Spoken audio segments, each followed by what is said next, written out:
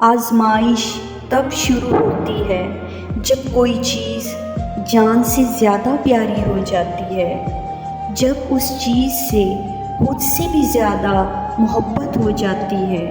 پھر اللہ اس محبت کا امتحان لیتا ہے کہ آخر اس چیز کے لیے تم کتنا صبر کر پاتے ہو، کس جنون کی حد تک پہنچ پاتے ہو، اور سب سے بڑھ کر یہ، کیا تم اللہ کی رضا میں راضی رہ پاتے ہو؟